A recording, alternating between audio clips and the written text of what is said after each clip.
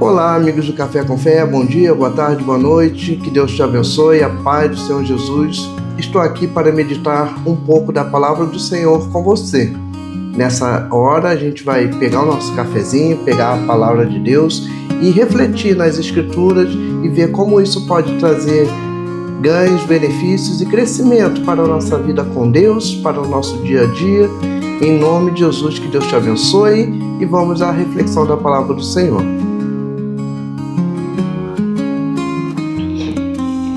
Você sabia que, às vezes, a gente pode estar interpretando de forma incorreta o nosso culto, a nossa apresentação diante de Deus? Eu vejo constantemente pessoas dizendo palavras como: hoje eu não senti nada na igreja. Eu não sinto nada no culto. Eu venho para a igreja e não sinto nada. Eu não adoro porque eu não senti alegria, eu não adoro porque a minha vida está com dificuldade, eu não oferto porque eu estou com dificuldades financeiras, eu não sou dizimista porque eu estou precisando de dinheiro, eu estou em crise, eu estou com dívidas, e muitos motivos que as pessoas dão para não prestarem o verdadeiro culto ao Senhor. E eu fiquei refletindo nisso, tem mais de um ano que eu venho refletindo sobre isso, pensando em como trazer para vocês aqui, para que a gente possa refletir juntos, se a gente está realmente fazendo um culto a Deus, ou se o culto a gente está fazendo para nós, para nossas necessidades. Essa palavra, essa meditação de hoje, ela vai trazer um confronto entre o que a gente sente e o que a gente sabe. Afinal, o que é mais importante? Sentir ou saber? Será que sentir alguma coisa na igreja, um arrepio, um conforto, uma emoção, é mais importante do que a presença do Senhor e a gente saber que Ele está ali? Jesus foi claro na sua palavra quando disse que nós teríamos o Espírito Santo a partir da sua subida, e a Bíblia se cumpriu, a palavra de Jesus se cumpriu, o Espírito Santo veio e batizou a igreja, e ele disse que ele estaria conosco todos os dias, até a consumação dos séculos. Ou seja, Jesus não nos abandonou, o Espírito Santo está conosco. É a terceira pessoa, a terceira manifestação da pessoa de Deus para a humanidade. A Bíblia diz em Romanos capítulo 12, versículo 1, assim: portanto, irmãos, suplico-lhes que entreguem seu corpo a Deus, por causa de tudo que Ele fez por vocês, que seja um sacrifício vivo e santo, do tipo que Deus considera agradável. Essa é a verdadeira forma de adorá-lo.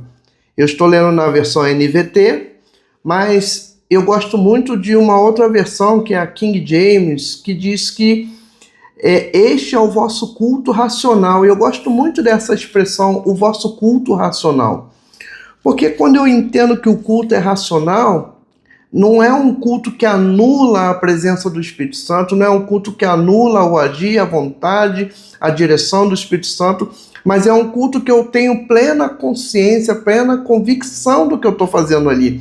Quando eu vou para a igreja, eu tenho certeza de que eu estou indo adorar um Deus verdadeiro, e é um Deus que está presente no meio do seu povo, é um Deus que passeia, que caminha, que se manifesta no meio da igreja. Obviamente que é muito gostoso você estar ali no período de louvores e você cantar e se alegrar e você continuar cantando e adorar e chorar e se derramar e se quebrantar diante de Deus, sentir a presença do Espírito Santo, sentir aquele arrepio, aquele calor gostoso, aquela emoção maravilhosa que só o Espírito Santo pode nos dar. É muito bom, mas e o dia que não acontece nada? Isso não quer dizer que Deus não estava presente, isso não quer dizer que Deus não recebeu a sua adoração, não quer dizer que Deus não recebeu o seu louvor. O que a gente precisa ter em mente quando a gente pensa num culto racional, primeiro ponto é para quem é o culto, né? Às vezes eu tenho a sensação de que nós estamos invertendo os papéis. É como se o culto fosse para nós. Eu vou para a igreja porque eu estou precisando de alguma coisa, eu vou para a igreja porque eu quero ouvir uma palavra que vai satisfazer uma necessidade minha. E sim, Jesus ele garante que a gente pode buscar, que a gente pode pedir, que a gente pode se aproximar de Deus e pedir, bater na porta e que ela será aberta, e pedir, clamar em nome de Jesus e Deus dará. Jesus já prometeu isso. Mas o culto não é para isso. O culto é onde a igreja se reúne para adorar a Deus, para reverenciar o Senhor, ao Criador. A Bíblia diz que nos céus, os arcanjos, e existem ali os seres viventes também, que estão de joelho diante do trono e clamam: Santo, Santo, Santo é o Senhor dos exércitos. Está falando de Jesus. Eles estão ali ajoelhados, prostrados, com o rosto em terra, reverenciando ao Rei, aquele que era, que é e que há de vir. E nós, como igreja, também temos esse papel. A gente está muito acostumado a se servir de Deus e a servir pouco a Deus. É como se eu fosse para um culto e de repente eu não sinto uma coisa que acalenta a minha alma, então eu não vou adorar, então eu não vou dar oferta, então eu não vou atender o apelo que o pastor vai fazer na pregação, então eu não vou dobrar o meu joelho, eu vou ficar de braços cruzados porque eu não estou sentindo nada. É claro que quando você está alegre, você canta. É claro que quando você está emocionado, você chora. É claro, Deus, ele não anula o nosso sentimento. Ele não anula as sensações que você tem ao estar no culto, ao estar com a igreja, ou estar sozinho na sua casa, no seu devocional, quando você lê a palavra, quando você ora, quando você canta na sua casa. Você já experimentou sentar e ler a palavra e sentir ali aquele momento que está sendo narrado, absorver as emoções, os sentimentos que são retratados ali das pessoas, dos personagens, do próprio Jesus? Você já experimentou na sua vida essa sensação? É muito gostoso. Mas às vezes eu pego a Bíblia e leio e não acontece nada. Aparentemente não acontece nada. Parece que eu li e serviu para conhecimento, óbvio. Cada vez que eu leio a palavra do Senhor, eu sou ministrado por Deus, mas no sentido de sentir alguma coisa, parece que não aconteceu nada. Eu li ali durante meia hora, 1 hora, 2 horas, 3 horas, e não aconteceu nada. E eu avancei um livro, eu avancei na história, eu avancei na narrativa bíblica, e parece que não senti nada, meu corpo não se arrepiou, eu não senti calor, eu não senti vontade de chorar. Isso não quer dizer que Deus não esteja comigo aqui na minha casa. Assim também é na igreja. Então, a primeira coisa que a gente precisa entender é para quem a gente está cultuando. Deus, ele é o Senhor e não nós. Deus é o dono de todas as coisas e não nós. Se eu tenho um café para tomar, se eu tenho uma Bíblia para ler, é porque Deus me proporcionou isso. Se eu tenho lágrimas para chorar, é porque Deus me fez assim. Se eu tenho um sorriso para sorrir, é porque Deus nos deu capacidade de sorrir, de expressar alegria, emoção, contentamento. E assim são todas as coisas. O culto é para Deus, não é para mim. Obviamente que quando eu vou ao culto, eu vou ser beneficiado. E não é nada demais. Deus prometeu isso. Se buscar, achareis. Batei e abrir-se-vos-á. Deus habita no meio dos louvores, né? Então, achegai-vos com confiança à sala do trono. A Bíblia ela é repleta de promessas que garante que quando eu me aproximo de Deus, achegai-vos a Deus e Ele se achegará a vós. Mas a Bíblia também tem situações que as pessoas esperaram anos, décadas por respostas. A Bíblia diz que Isaac, quando ele se casou com Rebeca, e Rebeca não podia ter filhos, Isaac orou por Rebeca. Não foi 1 ano, não foi 2 anos, foram 20 anos até que a resposta viesse. A Bíblia diz que Daniel orou por 21 dias, porque foi o tempo que a resposta levou para chegar até ele.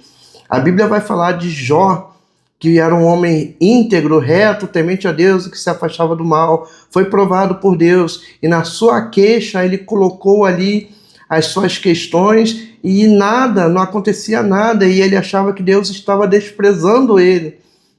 E às vezes a gente é como Jó, a gente experimentou já o melhor de Deus e quando a gente passa por uma provação e vem o silêncio de Deus, parece que a igreja ficou ruim, parece que o pastor perdeu a unção, parece que o louvor não está funcionando, porque eu estou pensando no meu objetivo e não no objetivo bíblico, que é adorar a Deus. Eu costumo dizer que Deus não busca os sensitivos, vamos dizer assim. Deus não está buscando os sensíveis, Ele está buscando adoradores. Lá em João, capítulo 4, versículo 23, olha a resposta que Jesus deu para a mulher samaritana. Mas está chegando a hora, e de fato já chegou, em que os verdadeiros adoradores adorarão o Pai em espírito e em verdade. Aí esse detalhe é maravilhoso. O Pai procura pessoas que o adorem desse modo. Jesus foi categórico, ele disse que Deus procura adoradores que o adorem em espírito e em verdade. O que eu sinto, o que eu estou vendo, que meus olhos podem perceber, que meus sentidos podem perceber, é secundário, é consequência. E se não vier, tá tudo bem.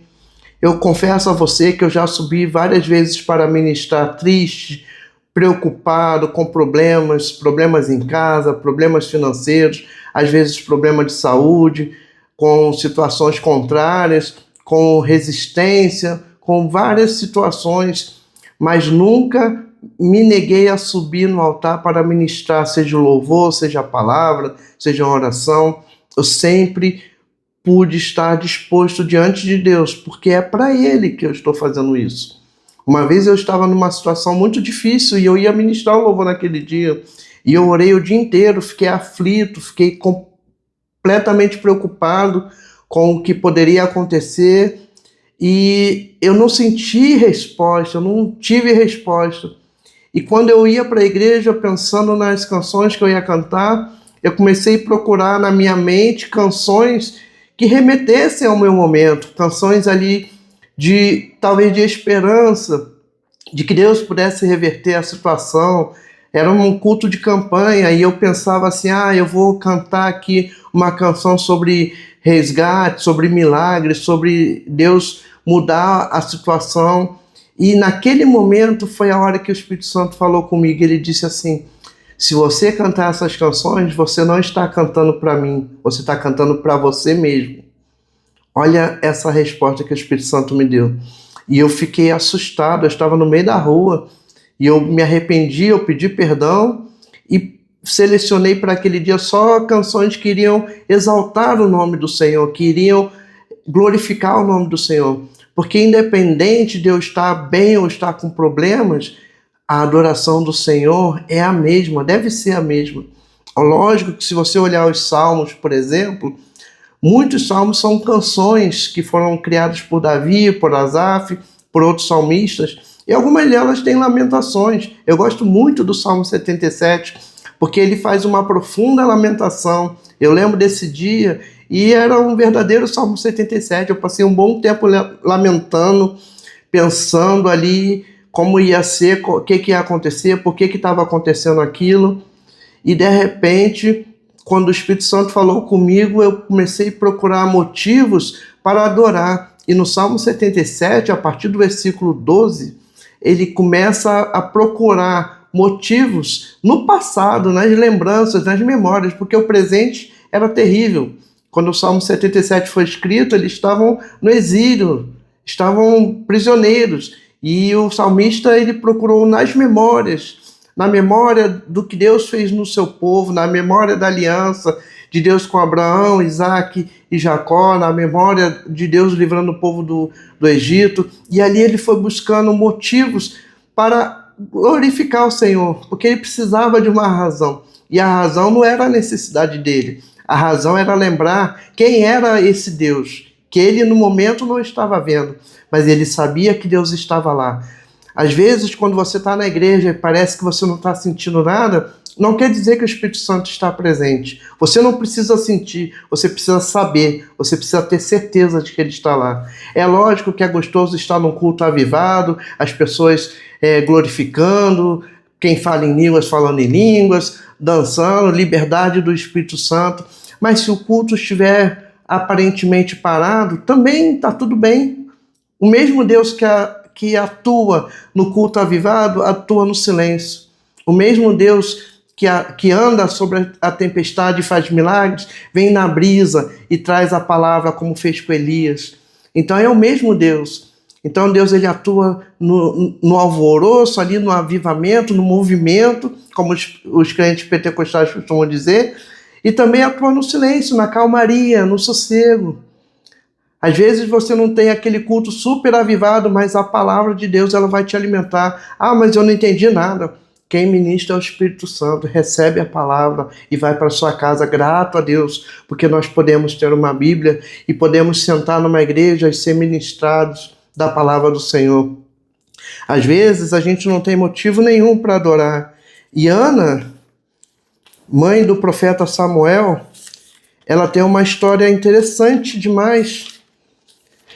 Lá em 1 Samuel capítulo 1, conta a história de Ana. Ela é esposa de Eucana, que também tinha por esposa Penina. Naquela época eles tinham mais de uma esposa, às vezes concubinas. E a Bíblia diz que Ana, Deus havia lhe cerrado a madre. Ou seja, Deus fez com que Ana fosse estéril, né? Falando numa linguagem bem simples. Mas Ana, ela ia todos os anos. Aqui no versículo 3 de 1 Samuel 1, diz que todos os anos Eucana saía de sua cidade até Siló para adorar o Senhor. E ele ia, Eucana, Ana, Penina e os filhos de Penina.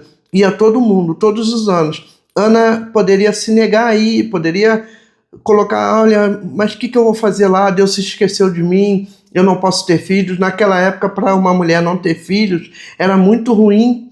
Era uma situação muito complicada, porque a gente já falou sobre isso em alguns vídeos por aqui, da necessidade que eles tinham de ter famílias grandes para ter força, para se defender, para ter influência, para ter tamanho. E também Deus disse, né, desde Abraão, que eles fossem frutíferos, que tivessem muitos filhos, mas Ana não podia ter filhos. E ainda assim ela foi para o templo. Ana aturava todas as vezes que ela ia para o templo. Imagina você indo para o culto e uma pessoa buzinando no teu ouvido, falando um monte de besteira, te irritando, tirando a tua paz, fazendo você chorar. Era o que Ana sofria todas as vezes, porque a Penina ficava dizendo que ela tinha filhos e que Ana não podia ter filhos, e falava, entristecia a Ana, irritava a Ana, ao ponto da Ana não querer comer, porque naquela época eles sacrificavam, e parte do sacrifício, daquele sacrifício pontual que está acontecendo aqui,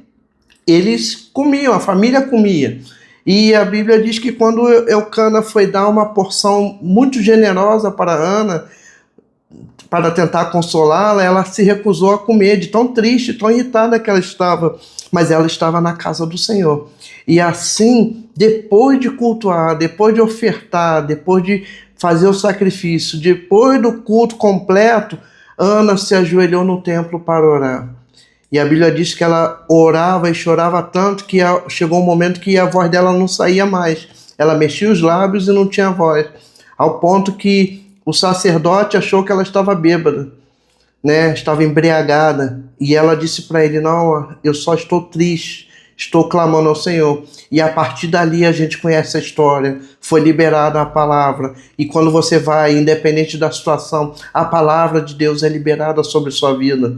E é a palavra de Deus que é liberada, ela se cumpre. E ela vai se cumprir. Se ela não se cumpriu ainda, dá tempo. Vai se cumprir. Creia no Senhor. Isso é o culto racional. Eu não estou vendo. Eu posso estar gravando esse vídeo aqui sem saber quem é que está aí do outro lado, sem saber quantas pessoas vão assistir, sem saber que alcance vai chegar, mas eu sei que essa palavra não vai voltar vazia. A gente precisa restaurar a ordem do culto na nossa vida. E não é falando de igreja, de denominação, é individual. Eu, Marcos, você que está me assistindo, você seguidor, você amigo do canal, você que é meu amigo pessoal, familiar, todos nós, você que está assistindo pela primeira vez, o culto é para Deus, não é para mim. Então, se eu vou ao culto, Eu posso sim querer uma bênção, eu posso ir com um pedido de oração pelos meus filhos, pela minha família, sim, pelo meu trabalho, ou em favor de conseguir um emprego, como é caso de algumas pessoas no nosso país, de conseguir uma cura, de sair de uma situação complicada. Posso sim levar. A Ana levou o pedido dela para o templo. Mas primeiro ela foi adorar, primeiro ela foi entregar o sacrifício, primeiro ela foi cultuar a Deus, depois ela pediu a Deus.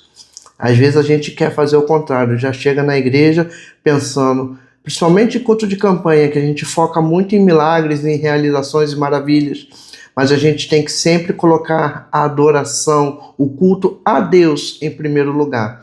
Pode ser um culto de campanha, pode ser culto de milagres, pode ser culto de causas impossíveis, ou também pode ser um culto de busca, de jejum, de oração, de palavra. Sempre Deus em primeiro lugar. Eu e você precisamos ter isso em mente todos os dias.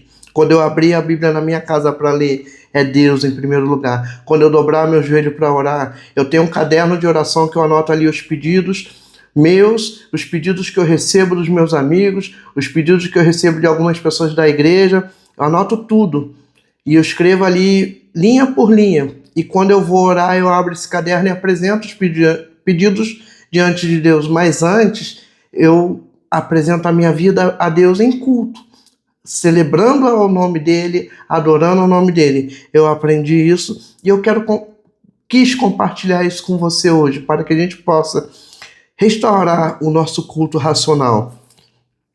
Paulo também, para a gente já caminhando para o fim dessa reflexão, Paulo, que escreveu aqui o texto de Romanos que nós lemos, ele foi uma pessoa que muitas vezes ele poderia dizer assim, para mim acabou.